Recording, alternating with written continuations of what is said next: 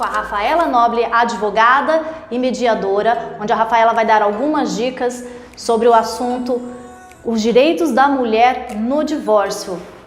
Bom dia, Rafaela. Bom dia, Ellen. Agradeço você estar aqui, a sua presença aqui no programa. Eu que agradeço você me convidar. Muito prazer vir aqui, esclarecer dúvidas, ajudar as mulheres aí de casa. Vamos lá. Rafaela, quando se pensa no divórcio, existe aquele tempo de estar prorrogando, de estar protelando esse assunto devido à falta de conhecimento, algumas dúvidas também, né? Então, quando se toma a decisão do divórcio, qual seria o primeiro passo? Primeiro passo, prepare-se, né? Bom, o que eu poderia dizer para as mulheres que estão querendo se separar é que elas precisam de um planejamento, né?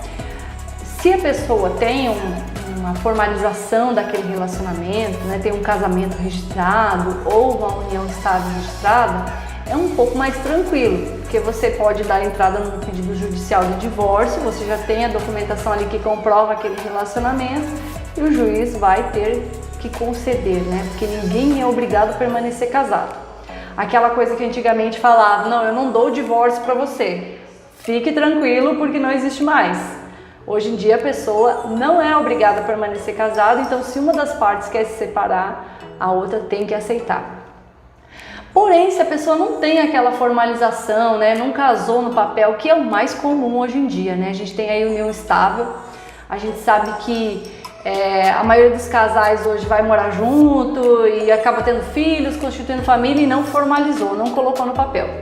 Então, quando você quiser se separar e tiver aí uma união estável não formalizada, o ideal é você conseguir documentos que vão comprovar que vocês tinham essa união estável. Aí você me fala, que documentos, né? Bom, documentos que comprovam a união estável seria conta de luz em nome de um ou de outro, né? Aí você tem aí um aluguel ou um financiamento de um imóvel no nome do marido e a conta de luz no nome da mulher, tá? No caso de não ter filhos, né? Conta bancária, se tiver uma conta corrente,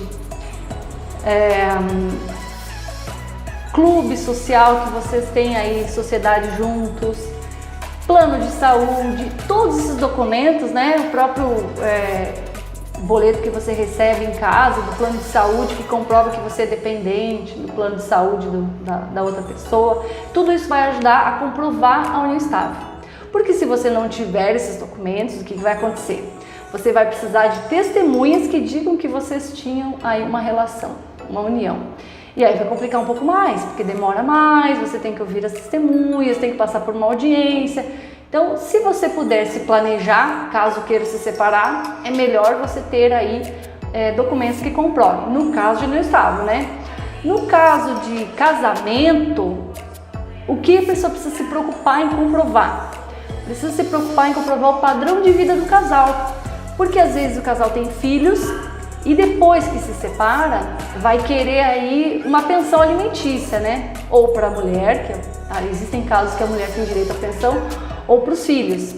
Só que não necessariamente esse ex-marido ou essa ex-mulher, eles vão ter uma renda formalizada, né? Uma carteira assinada, um comprovante de renda formal. Às vezes a pessoa tem uma empresa e recebe apenas um prolabore, às vezes a pessoa é um profissional liberal, né? Um advogado, um autônomo. Então, nesses casos, para a mulher que é casada, mesmo tendo aí uma certidão de casamento, eu tenho meus direitos garantidos. Tá, mas e na pensão, né? Você tem que comprovar o padrão de vida do casal. Então, nessa comprovação do padrão de vida, vai entrar aí fatura de cartão de crédito, né? Gastos que o casal tinha, por exemplo, com viagens,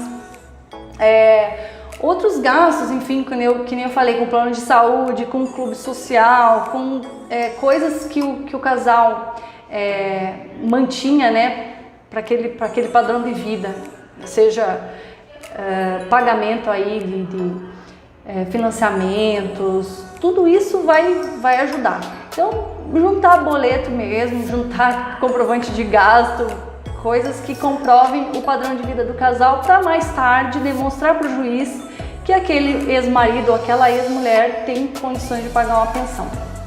Rafaela, E existe um tempo para comprovar a união estável?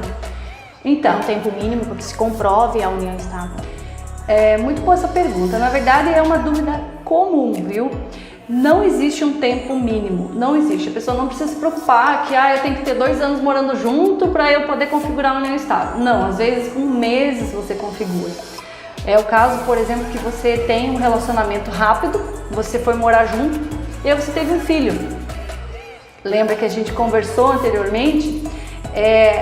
União pública, duradoura e com o objetivo de constituir família. Então, esses 3 requisitos fazem com que configure a união estável. Às vezes é uma união de meses, mas eu tinha intenção de constituir uma família. Então, isso faz com que esteja configurado.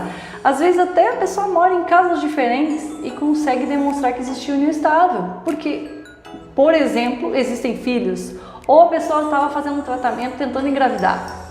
Também é uma forma de demonstrar que existia o objetivo de constituir família. Então, não tem um tempo certo, mas existem casos que com meses você comprova e casos de namoro de anos que você não comprova, porque aí realmente era um namoro, não tinha intenção de constituir família, ou cada um tinha algum outro relacionamento também. Existem várias possibilidades hoje em dia, né?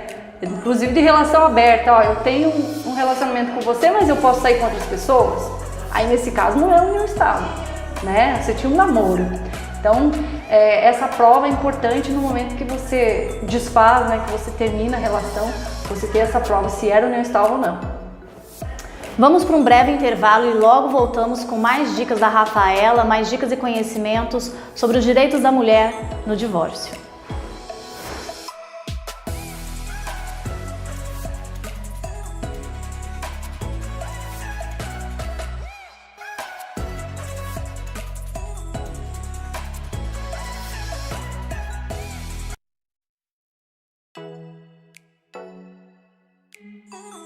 Você que é empresário e quer anunciar e divulgar seus produtos, anuncie nas plataformas digitais. O futuro está aqui na Azul FM. Anuncie no rádio. Seu produto terá um alcance muito maior. Anuncie durante a nossa programação. Ela é especial como você, que gosta de ouvir uma boa música e com muita informação do que acontece no mundo. Azul FM está aqui para divulgar seu produto com qualidade nas plataformas digitais e redes sociais. Entre em contato com a gente e vamos até você. Ligue 44 99173 7021. Em tempos difíceis, não deixe sua marca desaparecer. Azul FM.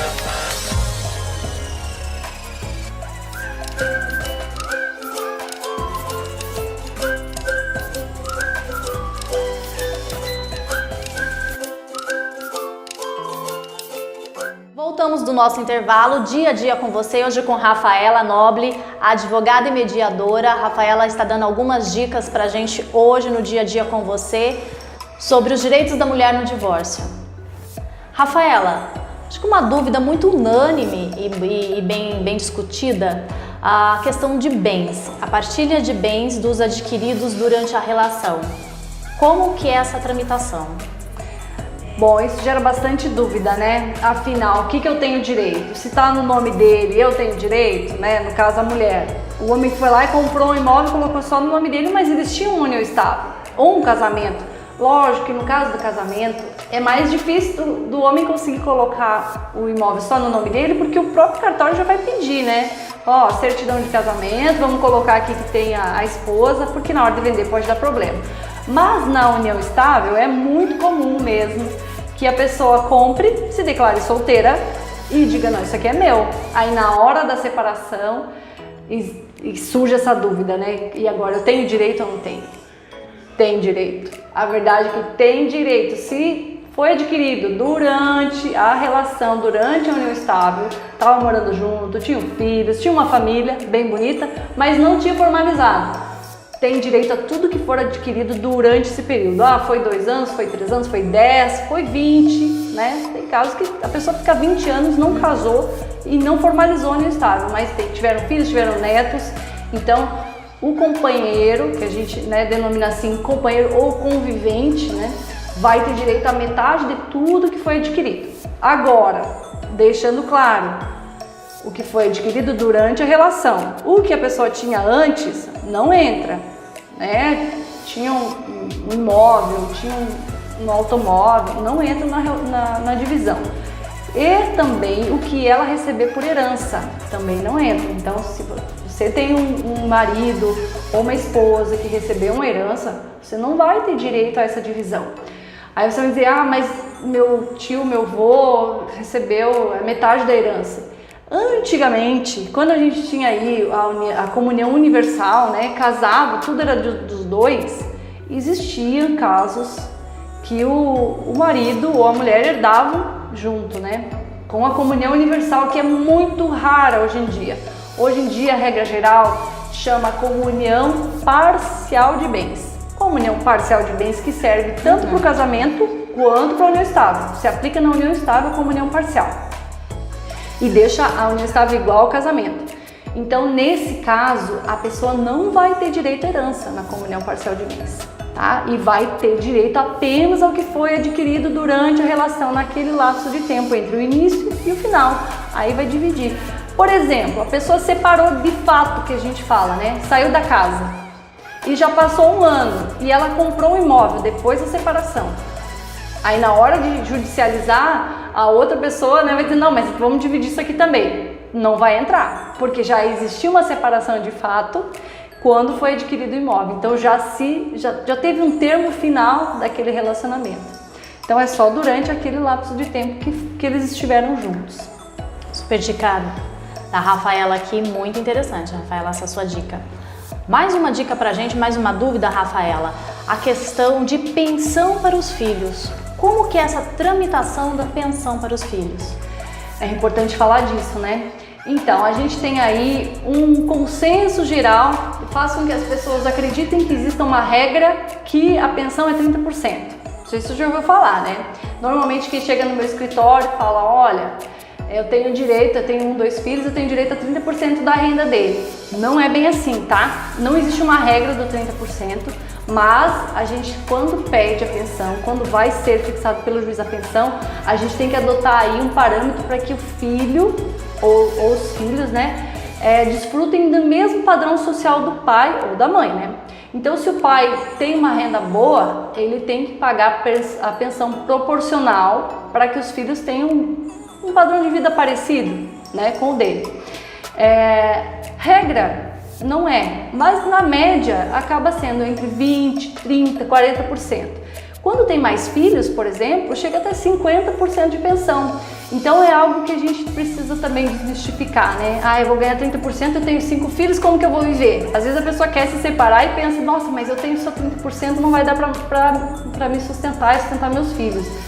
Não, às vezes a pensão pode ser até muito maior, né? Pode ser 50, até 60, dependendo muito do caso, cada caso é um. Então, não é para desestimular ninguém.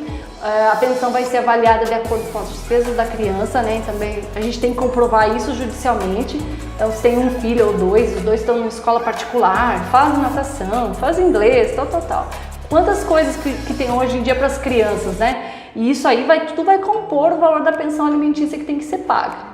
Então, é importante quando a gente vai pedir pensão, que a gente se separou e vai pedir pensão, a gente ter também tabela, documentos, tabela de gastos das crianças. Que é para o juiz poder ter um parâmetro, né? Uma comprovação. Isso, comprovação documental. É bem importante. Obrigada, Rafaela. Dia a dia com você, hoje com a Rafaela Noble, os direitos da mulher no divórcio.